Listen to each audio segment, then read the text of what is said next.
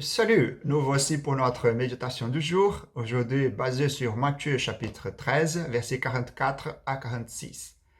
Le royaume des cieux ressemble à un trésor caché dans un champ. Quelqu'un le trouve et le cache de nouveau. Il est si heureux qu'il va vendre tout ce qu'il possède et achète ce champ. Le royaume des cieux ressemble encore à un marchand qui cherche de belles perles. Quand il a trouvé une perle de grande valeur, il va vendre tout ce qu'il possède et achète cette perle. Ces deux paraboles sont simples et courtes, mais leur importance dépasse de loin leur nombre de mots. Elles puisent dans notre imagination, et vous n'avez pas besoin de beaucoup pour comprendre ce qui se passe dans ces deux paraboles. Jésus veut que nos esprits se demandent, que ferais-je si j'ai trouvé l'impossible? Puis il nous rappelle que nous l'avons trouvé, le royaume des cieux. Ces paraboles sont engageantes parce que nous avons tous vécu leur recherche. Alors nous savons ce que c'est rechercher. L'expérience humaine de la recherche et de la découverte fournit le cadre et le point de départ de ces deux paraboles. Imaginez que votre recherche se soit terminée par une découverte merveilleuse et bouleversante. C'est ce que Jésus nous appelle à imaginer et à considérer.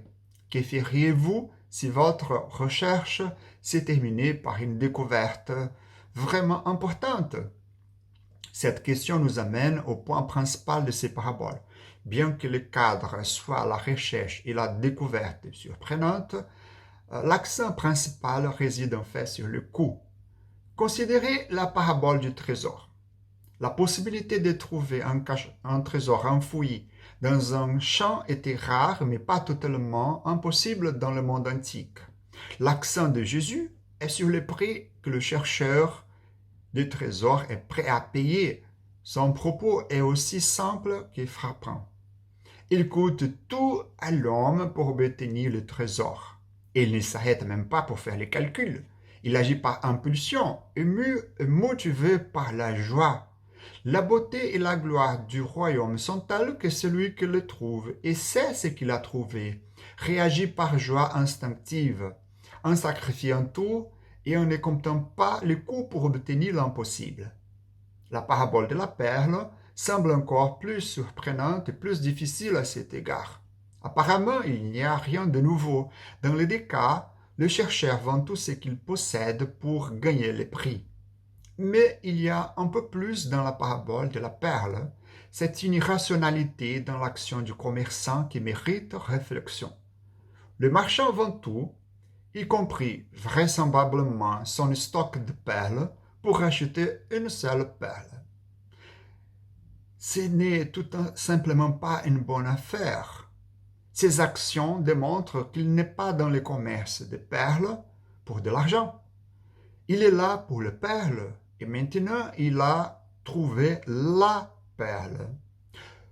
Plus qu'un marchand, il est un collectionneur de perles. Et posséder cette perle, c'est posséder la seule perle qui compte. Pourquoi a-t-il tout vendu pour devenir un SDF propriétaire d'une seule perle? Pour l'amour de cette perle, pour la joie de la posséder. C'est le point tournant de la deuxième parabole. Les commerçants sacrifient tout, non pas dans l'espoir d'un revenu plus élevé, mais pour la simple joie de posséder la perle. Ces paraboles nous appellent donc à considérer notre amour pour le royaume. Avec le trésor, Jésus nous demande de repenser à ce que nous apprécions. Sommes-nous responsables quand il s'agit des choses de ce monde et de celui à venir? Souhaiterions-nous sacrifier tous les biens du monde pour obtenir quelque chose d'infiniment meilleur? Puis, avec la perle, il pose une question encore plus difficile. Ces sacrifices est-il vraiment pour le pur amour du royaume? Les trésors sont de notre vision et nos valeurs. Voyons-nous que le royaume est plus? Mais la perle sonde encore plus profondément dans notre cœur et volonté. Voyons-nous que le royaume est tout? Que Dieu vous bénisse.